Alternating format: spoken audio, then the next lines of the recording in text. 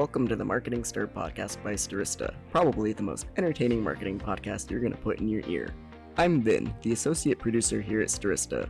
The goal of this podcast is to chat with industry leaders and get their takes on the current challenges of the market, and we'll have a little fun along the way. In today's episode, Vincent and Ajay chat with Taryn Rayment, CMO of FTD and Proflowers. She talks about how using different social channels helps achieve better consumer reach. Vincent boasts about New York's pizza, and AJ loads up on frozen shrimp.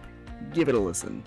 Ladies and gentlemen, welcome to another episode of Stirista's The Marketing Stir. I, of course, am your host, Vincent Petrofessa. We are recording this on a Monday. This is how happy I am on a Monday morning, people. It's exhausting. I get it. But I'm happy. I hope you're happy. We're trying to make you happy with these episodes. That's why we do it. The Marketing Stir. Happy to have you here. Stirista, first of all, wait, if you're just tuning in to the podcast for the first time, and thank you, we appreciate that. Who are we? Well, we are a marketing technology company. We own our own data, business to business data, business to consumer data. We help people get new customers by reaching that data with an offer. We own our own email sending platform, our own DSP. If you need to do connected TV, OTT, display, email me. Vincent@Stirista.com. That is how confident I am in our solutions. I just gave the world, we do have worldwide listeners now, my email address. The other thing who I'm confident in and is worldwide himself, loved in many countries, the US, India, Italy, and Germany. I saw that firsthand. People came up to him. They know him there. I was like, wait a minute. I thought people knew me. They don't. They know my CEO and co-host, Mr. Ajay Gupta. What's going on, Ajay? Hey, Vincent. I think I'm big in Japan too, but just throwing that out there. Yeah, just adding that out there. It's thank you for rubbing it in. Puerto Rico as well. You were just in, and people are like, "Wow, you're the co-host of the Marketing Stir." Awesome. And 3 people came up to me and said that. One of them being my 5-year-old son, who's not in marketing. Maybe he will be. He'll be inspired one day. But what's going on? How was the weekend? We're just coming off a Mother's Day weekend. Great Mother's Day weekend. Yeah, it was good. It was good. I didn't realize how expensive the brunch was that we signed up for, but everyone had a good time, and I had to go back and eat some more frozen shrimp just to get my money's worth. Exactly. You got it. It was pre-frozen. It's that's what happens. I bet you this weekend that brunch is not that much money. It's probably less. Yeah, no, I actually went and asked if there were lobsters included that I could order as well. That's it. As long as you didn't bring your own Tupperware and try to take stuff out of the that you can't do that. I've seen that done before. You can't do it. Maybe I've done it. Who knows? But yeah, it's awesome. You are coming up to New York City soon. We are going to meet with some of our amazing partners and clients and meet with some new ones. And we're even having a small gathering of people. Maybe this next guest will invite. I like her already. We've talked to her, so maybe we'll invite her if she is so grateful to accept. She might be busy though because of amazing things happening in her life already. But so yeah, that's happening. Are you excited to come up to the Big Apple, as they call it? I am excited. It's been a long time, and I know I used to come almost every couple of months, so I'm looking forward to it. And besides meeting you, New York City food is hard to beat. So Yeah, exactly. It's it's a big change from the pizza that you guys get us there in San Antonio. Nothing wrong with Domino's. I love Domino's and Pizza Hut, but now it's time for the real stuff. But speaking of the real stuff, and speaking of so many things, I think of this company for so many reasons, Mother's Day being one of them. But this organization and this person, I really enjoyed talking to Taryn. It's a little preview there. But I really enjoyed this company, FTD, Proflowers. Think about the importance of that during the pandemic, just even pre-pandemic, post-pandemic, just, the joy of receiving a gift basket, flowers. It brightens people's day. And, obviously in the past few years, we needed it even more than ever. But I wanted to welcome our guest. Ladies and gentlemen, please a warm Marketing Stir welcome to the CMO of FTD, and Proflowers. Taryn Rayment, what's going on, Taryn? Hi, thank you so much for having me. I'm pumped to be here. It's happy to have you. You are a fellow New York, New Jersey in. People think I'm from New Jersey all the time. I'm like, no, that was a TV show, The Jersey Shore, and I know I look like most of the people on that show, but I am not from New Jersey. But I live right across from Taryn. But we don't know each other. We met. We sought her out because of the amazing work that she's doing, that her organization is doing. So, Taryn, tell us, for people who've not heard of Proflowers, which that's ridiculous, you should have, and hopefully you made the right decision with your flowers this past Mother's Day.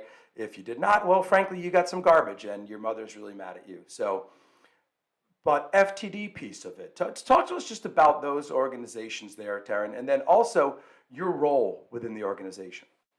Yeah, so Taryn Rayment, Chief Marketing Officer at FTD and Proflowers. So a couple weeks ago was actually my 2-year anniversary with the company. So I lead all things marketing, so as well as front end website, so content and optimization on both of our websites. I also co-own the consumer division P&L with our incredible Chief Merchandising Officer as well. So for those who aren't aware of the company, a little background. So FTD actually started in 1910 as a collective of florists who wanted to change the floral industry. They wanted consumers to be able to send flowers and gifts to those who don't live near them. So back then it was done by telegraph. So now if you want to do that, you go to ftdorproflowers.com. So we've come a long way. But yeah, we have lots of handcrafted arrangements that are done by our local florists who just really run the show. They're incredible. And then a variety of other different gifting items as well that kind of ship directly to consumers. That's amazing. And yep, always, I've always known Proflowers and FTD as well, right? There's like that certain symbol, wasn't there? There's always a symbol associated with the FTD. Yes, our Mercury Man. Yeah. Yes, that's the Mercury Man. It's like that's I know that, I think. So that's amazing. And then Taryn, talk to us about. People love this question because there's so many people listening. Either they're entry level, they're CMOs, CEOs, new students entering the field. How did you get into marketing? It's not always a clear path. If it's like I studied marketing, I'm now in marketing, well, that's unique based on the guests that we've talked to. But tell us your story. So I guess I'm one of those unique ones. So I majored in marketing in college. I just was always really drawn to it. And had a bunch of internships and such, when I was in school. And then my first marketing role after graduating was in the B2B space. I learned a ton, but I just knew I wanted to get back into like retail B2C. So I started at a digital marketing and e-commerce agency, launched a bunch of like well-known brands, first websites, first marketing campaigns. So I was like launching like email for Tumi, for example. And it's kind of crazy to think about that now because it's just so ingrained in all of our lives. And then from there, I went on to the client side, so to all these different retail partners. So most recently, I actually went to Tumi after working with them at the agency. I also was at Cole Haan previous to here, and it kind of led me to becoming CMO here at FTD and Proflowers. Aaron, tell us a little bit about your current marketing strategies, what channels you guys are active in, and what's working for you. Yeah, I mean, we're pretty much playing everywhere. I think one of the most important things that we're focused on is testing and learning as much as possible. So you name a channel, we're in it. We're trying to figure out, what that right creative is in that channel all the time, how to optimize them to really get to that right performance. And so that's any new campaigns, legacy programs we've had on forever. It was really important for me to create a team that was focused on that consumer journey and testing into each aspect to really get that right mix. So I think since I've been here, we've been just speaking this really great story to our consumers.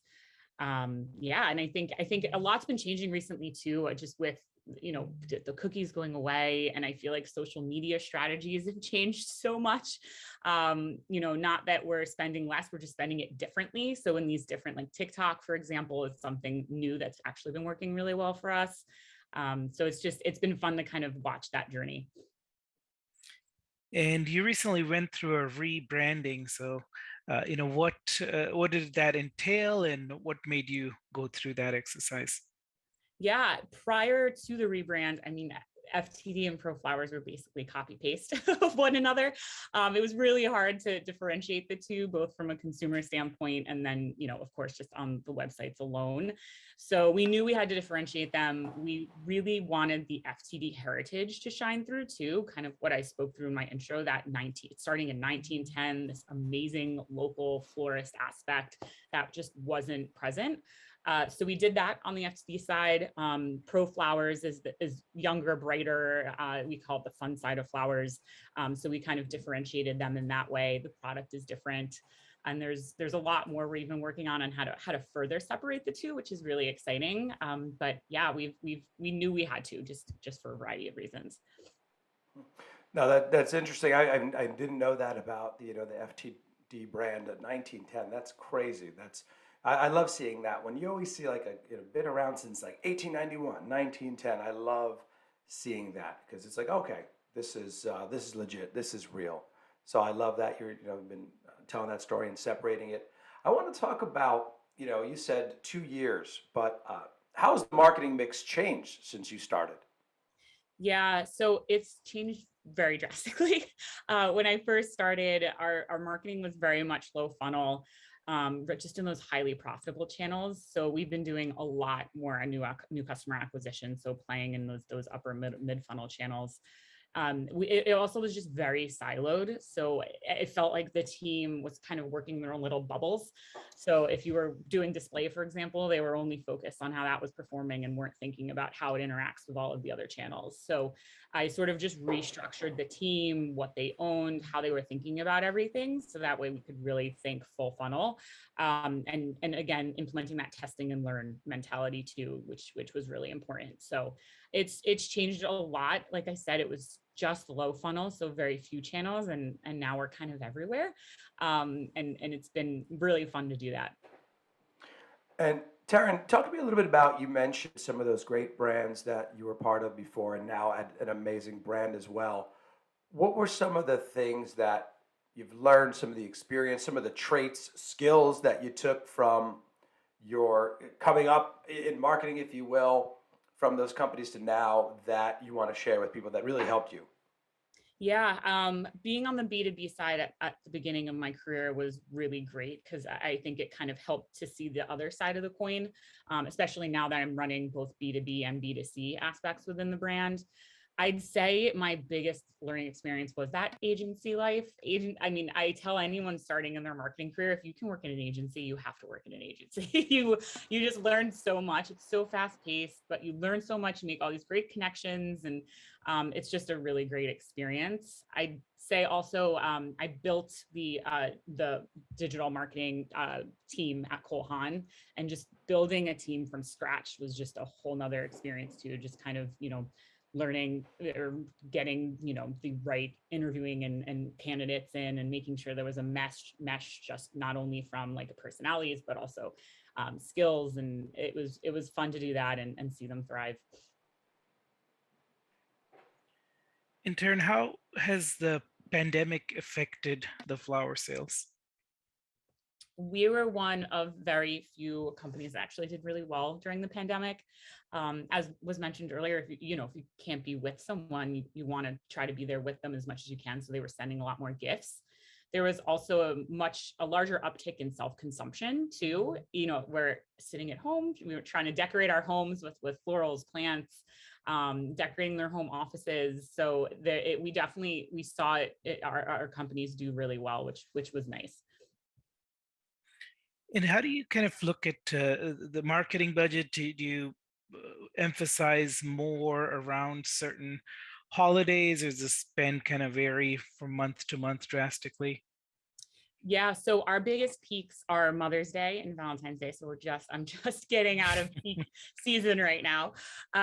Those are our biggest ones. And then holiday time, of course, is big for everyone. But Mother's Day and Valentine's Day are huge. I mean, they're very floral focused. So a lot of our budget and our especially a lot of our budget and our campaign running is happening during that time.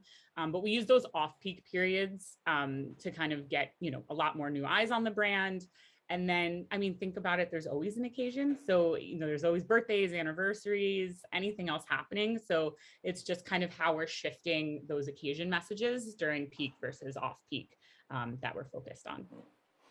And Taryn, not sure how much you can talk about like the nitty gritty of what happened during the pandemic as far as flower sales, or I'm just wondering, like, that time was so important for people to still, like you said, celebrate.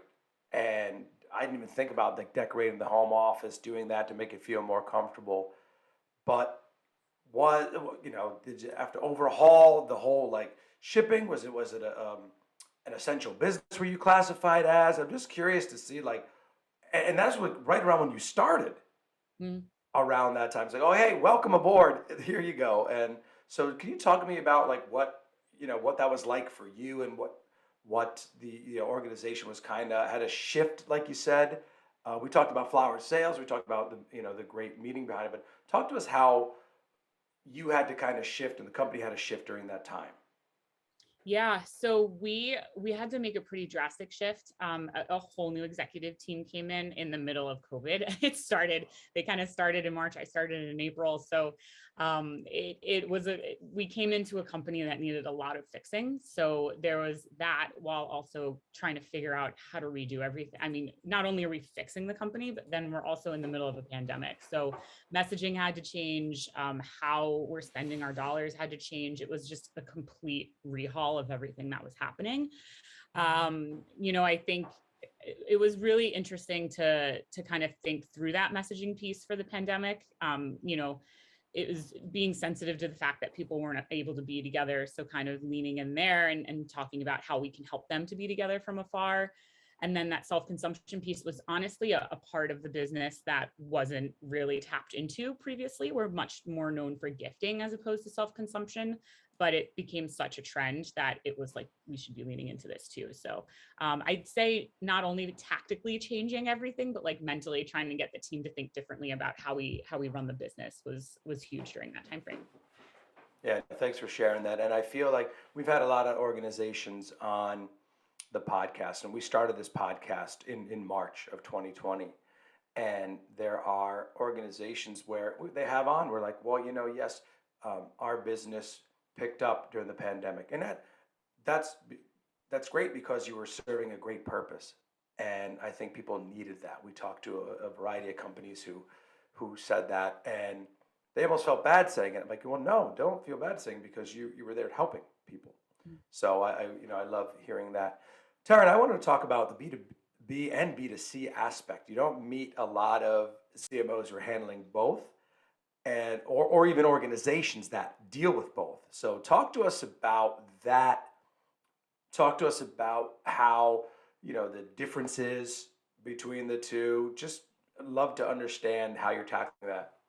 Yeah, so the B2C is pretty obvious. So the FTD and Proflowers shoppers. On the B2B side, so I mentioned we have this collective of florists who are they're doing the arrangements for the florals, and they're hand delivering them to the end consumers. So they're tapped into our network, and not only are we sending them these orders, but we're also powering their business in every other aspect. So providing their websites, their POS systems. We actually do marketing on behalf of them. So my team is doing that marketing on behalf of them. We're also doing marketing to them to kind of keep them informed on what's going on in the space, different trainings, things of that nature. And then also, of course, to try to get new members into our platform as well. So on the consumer side, there's the Proflowers FTD, we're testing learning over there. So, I mean, think about it. We have all of these different ways to kind of get these learnings. We have FTD, we have Proflowers, we have the B2B, the B2C. So it's like the teams are working really, really closely together to kind of tap into what's working where and how we can translate that into the different areas. So I think that makes it a little more fun and kind of a good reason for it all to sit in the same place. And one of our staple questions is around LinkedIn. Given your title and where you work, I'm sure you get a lot of unsolicited messages. So, what's one that gets a response from you? And more importantly, what's one that really annoys you? One that gets a response. I'd say when they're very clear about what it is that they're trying to sell and what they're trying to talk to me about. And I'd say what's annoying is the opposite of that. I read pretty much all of them that come through. But if it's very vague and just, hey, let's set up a call and chat, I'm probably not going to do that. I need a little more information about what's going on. So yeah. And what are some of kind of the interesting new channels that you're seeing? Are you seeing kind of direct mail? Is that still an important part for you? It is. Yeah. I feel like direct mail kind of had this lull, and then during the pandemic it was one of those weird things that happened during the pandemic. It like shot back up, and direct mail does really well for us. It's something that we always have on. We do different types of targeting during different parts of the year, but we actually find it to be really important for us. I mentioned TikTok earlier. That's another one that we're leaning into, that I it's really interesting because it's just so different than all of the other social channels. So that's another one. And then we're really leaning into more, well, TV and radio have always been around. I feel like there's all these different vendors out there now that have all these different offerings where you can track it more closely and just retargeting off of it and things of that nature, that we've been leaning into a lot more lately too. Taryn, I wanted to talk to you about something where you started, like you said, 2 years ago, CMO, your team. How is, how has that been? Because you probably didn't see everyone, right? So it's like you're just getting into this role, and it's video chats, I'm sure. How did you handle that? How did you get to know your team during that time? How has that changed moving forward? I know where I feel like in New York City, our area, people are going out again. They're meeting people, conferences. Again, AJ can't go to a conference without 25 people coming up to him talking about the marketing stir. Me, apparently, people are put off by me. But hey, I'll get over that. But Taryn, talk to me about that. That must have been a challenge in itself. Yeah, I would say that was probably one of my biggest challenges. This is my first C-level role. I'm coming in the middle of the pandemic, so not only is I'm not meeting people in person, I'm in this company, and I'm changing everything. I'm changing what they're doing, how they're thinking, and they've never actually met me in real life. So it's a weird dynamic to try to work through. Never mind all the personal stuff everyone had to deal with too. So I think that was a huge learning experience. I mean, being able to bond with the team virtually, we just did everything on Zoom. So to try to be as much face to face as possible. I tried to do, those infamous happy hours, virtual happy hours with the team to try to get everyone to bond. I think we did a great job. I think everyone, we're very much mindful about trying to not have Zoom fatigue and things of that nature too. So that way, kind of kept everyone's spirits up. But we've started to do more in person. So I've seen the team a few times in person over the last few months. We've gone to a few conferences. We've met in the office a couple of times now, which was really exciting, and we plan to continue doing that. So yeah, it was a challenge, but I think it was for everyone. So. And where is the office, in New York City? It's in Chicago, actually. Oh wow, Yeah. nice. So you got to see people. That's what we've been doing as well. We've been getting together. I was just in San Antonio, which is the time I like to go to San Antonio because it's freezing here in New York. So I'll go there. But AJ tries to drag me there in August, and I'm like, wait a minute, it's like 111 degrees. But so that's been great. Now, did FTD and Proflowers, did you attend conferences? Meaning, did you ever exhibit? Is there a particular conference that like is around your industry? There are a few. So we do conferences again on the B2C, so us going to learn about different new technologies and things like that. But then on the B2B side, there's a bunch of like floral industry conferences that we make sure to be a part of and attend. We'll do different seminars during them, kind of showcase the different technology we offer to florists and things like that. So yeah, there's like that both sides that we're doing on the conference too. Taryn, tell us a little bit more about yourself. Have you picked up any new hobbies outside of the virtual Zoom happy hours? I love the Peloton. I'm a big Peloton rider. We were chatting before this call. I actually just had my son 6 months ago. So there's been lots more baby things that there has in the past. So that's been fun too. Yeah, I actually had my first experience. We were at a party, and there's a ping pong table in my friend's garage, and there was a Peloton sitting there. So turns out you can't even use somebody else's profile. You have to create a new one, and it's all password protected. So we had fun with that. So Yeah, yeah, it's fun. It's a nice way to relax or at least get out of work mindset at the end of the day. and I know you guys just rebranded, but any kind of big plans for the next 12 months for marketing or the company in general? Yeah, I mentioned we are going to kind of continue to differentiate the brands too over the next few months, which we're very excited about. Just some new things coming out that I can't talk too much about, but maybe everyone will keep their eyes peeled and see it as it comes out over the next few months. Uh, Taryn, I wanted to talk about, we didn't, we yes, we're getting more personal side, want to know some more hobbies and interests, but I want to, talk about in your career thus far. You mentioned some great things, starting the digital piece there, rebranding the websites, but what has been a shining moment thus far in your young career where you wanted to talk about? It was a campaign, maybe something you worked on, and I would love to hear more about that. Um, you know, oh, that's a tough one. I think in all of my different roles, I think there's been something that stood out. So, on the agency side, like actually launching these campaigns for the first time for some of those brands is just, it's been really nice. Um, in, I launched a bunch of international stuff at Toomey, which was also a huge accomplishment. I'd say, coming here and in my current role and just flipping everything around in the marketing department in general, while being remote was quite a large feat. And the rebrands have been really fun to work and see come alive too. So I don't know, I'd say there's lots of things within each of the roles that I've just been really proud of. And it's kind of helped me to get here, which has been great. And again, we have a lot of students who listen to this podcast, and AJ and I do a lot of work through the Marketing Club in New York and Marketing Edge, which unfortunately just folded, but did a lot of great work. What are some skills, or what are some questions? Like, what do you feel like is the best way to break in to this industry? What's some of the things that you would have done 10 years ago that you didn't? Just advice for those students coming in. I would say you have to be ready to kind of take on a lot so that way you can learn a lot. I think there's so many different areas of marketing, and every brand kind of has their own way of thinking about it too.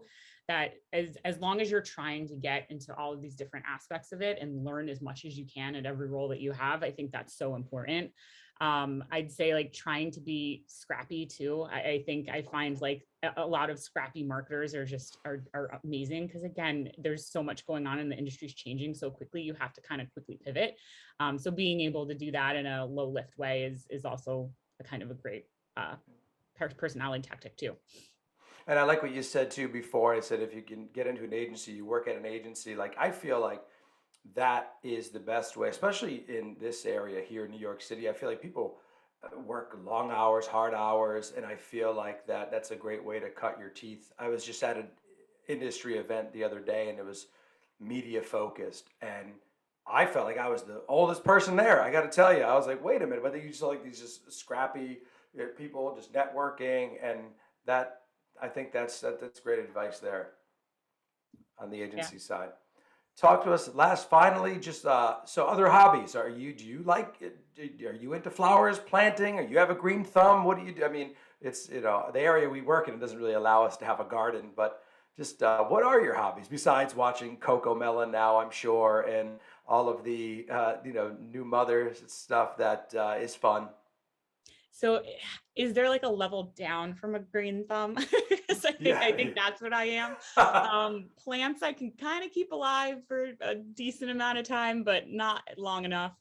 I actually flower arranging has been there was when I first started, they would send like boxes of just stems of flowers for me to kind of like test and learn and like learn what all of them were, and are just designing different arrangements, and that's been really fun. And I think I'm pretty good at that. I at least I think so, and I can keep that alive much longer than a plant. That's awesome. Yeah, and we for me, once I had a few like I grow basil. I'm Italian, so I'm like I have to have basil. But then when you have a plant and there's like 87 pieces of basil, I'm like, what am I gonna do with this? But yeah, that's my extent of it. But Taryn, this has been awesome. Any closing thoughts? Any final remarks? Anything you want to add to? Again, more advice. Just a closing thought. I'd say never be afraid to completely change things around. I think the pandemic helped teach us that we had to think differently about everything.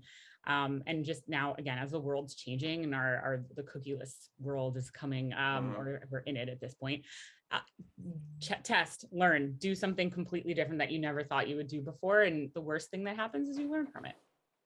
Exactly. No, that's great advice. We always love to hear that.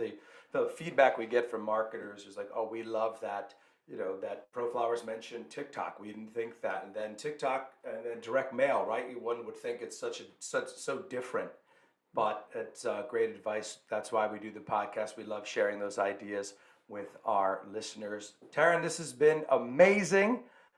Keep up the amazing work. FTD, Proflowers, the CMO of FTD and Proflowers. Taryn Rayment, thank you so much for your time. I'm Vincent Petrofessa. That's Ajay Gupta, internationally known. This has been another episode of The Marketing Stir. Thank you so much.